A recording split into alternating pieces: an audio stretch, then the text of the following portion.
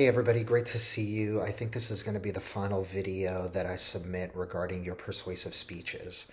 So in these persuasive speeches, you are addressing a topic in disagreement, something where there's different points of view, where there's different arguments, different perspectives.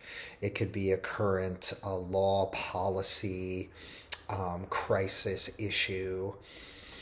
It could be something like what to do about the homelessness. It could be what to do about the affordability of education.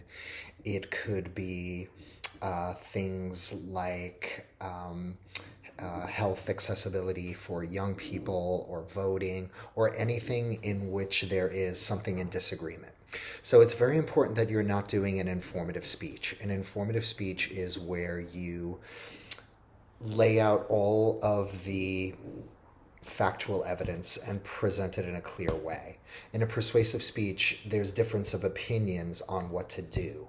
There's differences of opinions about the evidence. There are differences of opinions about whether we have accomplished what we said we were going to accomplish.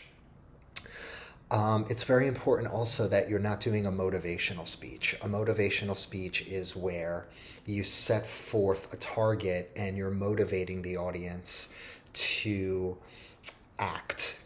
An argumentative or persuasive speech means that you're arguing. It means that you're tackling something in disagreement and you're utilizing supporting evidence, personal experience, and logic and reasoning to argue why you believe the way you think you do.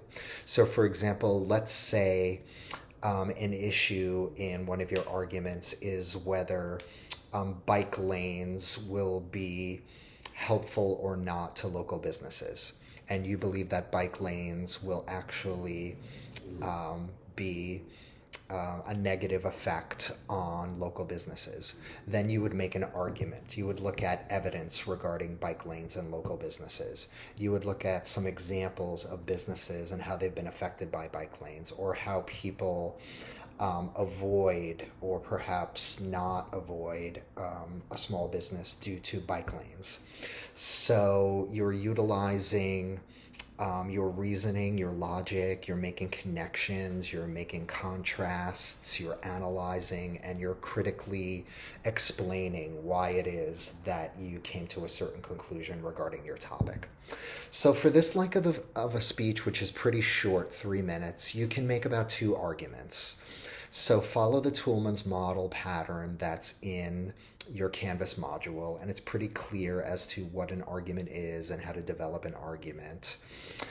And it's also very important that you try to be audience-centered in your argument, which means that you're including your classmates, their perspectives. The more local and regional you could make it about, the Bay Area, referring to like local institutions or regions or points of interest or people who we might know, is also really good to localize and make the speech identifiable. And then at the end of the speech, you are reinforcing your main persuasive message. What is it that you hope to accomplish, and what is it that you'd like the audience to do, think, feel, or act in response to your position on the argumentative speech? So thanks very much, and I look forward to your work.